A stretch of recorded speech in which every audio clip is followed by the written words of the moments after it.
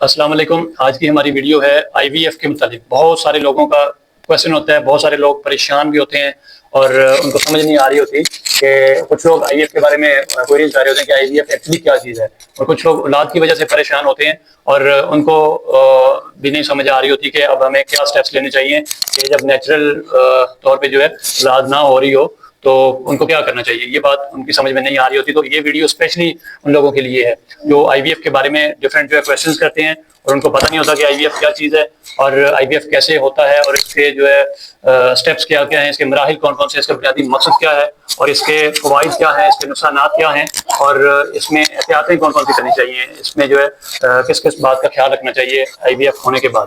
تو یہی ساری چیزیں آج ہم ڈسکس کریں گے. تو سب سے پہلے ہم دیکھ لیتے ہیں کہ آئی وی ایف ایکچولی کیا چیز ہے.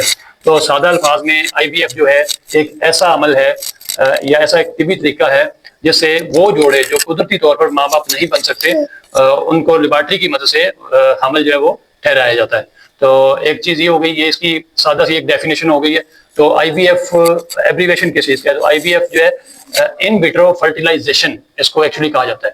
اور اس میں اب ہم دیکھتے ہیں کہ اس کے اسٹیپس جو ہیں کون کون سے, اس کے مراحل کون کون سے ہیں اور اس کے فائدے اور نقصانات کیا ہیں اور اس کی احتیاطیں اس کی کون کون سی ہیں. تو سب سے پہلے ہے اس کے سٹیپس کی طرف آ جاتے ہیں. سب سے پہلا جو سٹیپ ہے وہ ہے اوورین سٹیمولیشن, یعنی کہ انڈوں کی تیاری. تو اس میں ہوتا یہ ہے کہ عورت کو ہارمون والے انجیکشن دیے جاتے ہیں تاکہ وہ ایک ماہ میں کئی انڈے بنائے. عام طور پہ ایک انڈا بنتا ہے تو اس کو ہارمونز کے انجیکشن دیے جائیں گے اور ڈاکٹر جو وہ الٹرا ساؤنڈ کے ذریعے انڈوں کی نشوونما کرتے رہتے ہیں. اور اس کے بعد دوسرا سٹیپ ہمارا ہے ایگ ریٹرائیول, یعنی کہ انڈے نکالنا. جب انڈے تیار ہو جاتے ہیں پہلے سٹیپ کے بعد تو ہلکی بے ہوشی یا انیسٹیزیا دے کر ایک باریک سوئی کے ذریعے انڈے بیضہ دانی یعنی اووری سے نکالے جاتے ہیں. یہ عمل تقریباً 15 سے 20 منٹ کا ہوتا ہے. یہ دوسرا سٹیپ ہے. نیکسٹ جو سٹیپ ہے, تیسرا سٹیپ جو ہے وہ ہے سپرم کلیکشن, نطفوں کا حصول. مرد سے سپرم حاصل کیے جاتے ہیں اور اگر نطفے کمزور ہوں تو اس کی جو ہے intra cytoplasmic sperm injection technique استعمال کی جاتی ہے, جس کو ICSI کہا جاتا ہے. یہ تکنیک استعمال کی جاتی ہے جس میں ایک نطفہ سیدھا انڈے میں داخل کیا جاتا ہے. اس کے بعد نیکسٹ جو سٹیپ ہے, چوتھا سٹیپ جو ہے وہ ہے فرٹیلائزیشن ان لیب یا انڈے اور نطفے کا ملاپ. اس میں ہوتا ہے انڈے اور نطفے کو پوشیدہ ماحول کلچر ڈش میں رکھا جاتا ہے تاکہ قدرتی طور پر نطفہ بن سکے. تقریباً 3 سے 5 دن بعد ایمبریو بن جاتا ہے. یہ چوتھے سٹیپ میں آتا ہے. اس کے بعد ہے ایمبریو ٹرانسفر. پانچواں جو سٹیپ ہے جنین کو رحم میں رکھنا. بہترین جنین یعنی ہیلدی ایمبریو جو ہوگا اس کو منتخب کر کے پتلی نالی یا کیتھیٹر کے ذریعے عورت کے حمل میں, عورت کے رحم میں رکھا جاتا ہے. اور یہ عمل جو ہے وہ درد کے بغیر کیا جاتا ہے بالکل.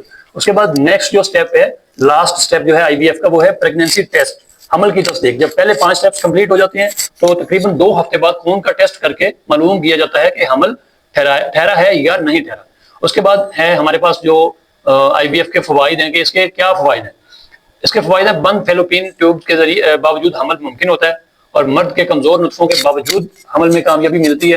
اس کے بعد بانجھ پن کے کئی وجوہات کے علاج میں یہ آئی وی ایف جو ہے وہ مددگار ہے.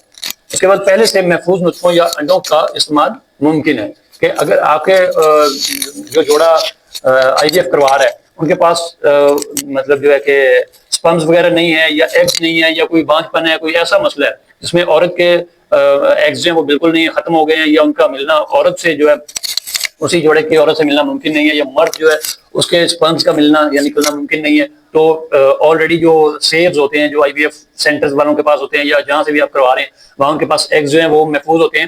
ان کا جو ہے اس میں سپرمز بھی ہوتے ہیں اور ایگز بھی ہوتے ہیں, ان سے حمل کا جو ہے ٹھہرانا جو ہے وہ ممکن ہوتا ہے. اس کے بعد آئی وی ایف کے نقصانات یا خطرات کیا کیا ہو سکتے ہیں. یہ سب سے پہلی بات یہ کہ مہنگا عمل ہے, اس میں اخراجات جو ہے وہ بہت زیادہ ہوتے ہیں اور ہر کوشش کامیاب نہیں ہوتی. کامیابی کی شرح تقریباً 30 سے 50% تک ہوتی ہے. وہ بھی میں آپ کو بتاؤں گا کہ کس ایج میں کتنی پرسنٹیج ہوتی ہے, جو کامیابی کی شرح جو ہے سکسیس ریٹ کس عمر میں کتنا ہوتا ہے. اور بعض اوقات ٹوینز یا ٹرپلز جو ہے وہ حمل جو ہے وہ ہو جاتے ہیں, متعدد حمل ہو جاتے ہیں. اور اس کے بعد جو ہے ایک اس کا نقصان یہ بھی ہے کہ جسمانی اور ذہنی دباؤ بھی ہوتا ہے. ظاہر ایک ٹینشن ہوتی ہے, ڈپریس ٹینشن ہوتی ہے, ڈپریس سچویشن ہوتی ہے. اور اس کے بعد ہارمونی دواؤں کے سائیڈ ایفیکٹس جیسے وزن بڑھنا, موڈ میں تبدیلی وغیرہ. ہارمونز کے ظاہر انجیکشن لگتے ہیں تو اس میں کافی ساری چینجز جو ہیں وہ آپ کو فیل ہو سکتی ہیں, آپ کو فیس کرنا پڑ سکتا ہے.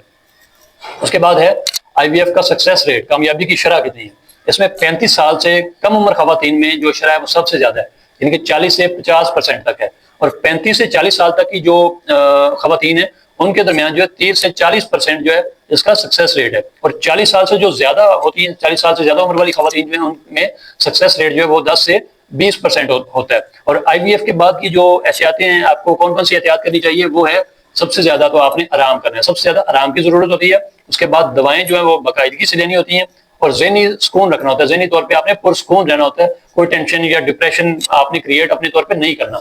اوبیسلی ایک ڈپریس سچویشن ہوتی ہے، لیکن پھر بھی آپ نے اپنے آپ کو کنٹرول رکھنا ہے اور خود کو ڈپریس نہیں کرنا، ٹینشن نہیں لینی، اور بھاری ورزش یا دباؤ سے پرہیز کرنا ہے۔ آپ ایکسرسائز کریں لیکن ہیوی ایکسرسائز نہ کریں، جسم کو زیادہ ٹینشن نہ دیں، اور زیادہ دباؤ سے بھی پرہیز کریں، اور وزن وغیرہ نہ اٹھائیں۔ یہ تھی ہماری IVF کی ویڈیو۔ IVF کے متعلق اگر آپ کو کوئی چیز نہ سمجھ آئی ہو، کوئی مزید چیز اگر آپ کلیئر کرنا چاہتے ہیں تو آپ پھر بھی کمنٹ باکس میں ہمارے ساتھ رابطہ کر سکتے ہیں، اور ویڈیو اچھی لگے تو ویڈیو کو لائک کریں، چینل کو سبسکرائب کریں، اور بیل آئیکن کو ضرور دبائیں تاکہ ہماری ہر نئی آنے والی انفارمیٹیو ویڈیو آپ تک پہنچ سکے۔ اللہ حافظ۔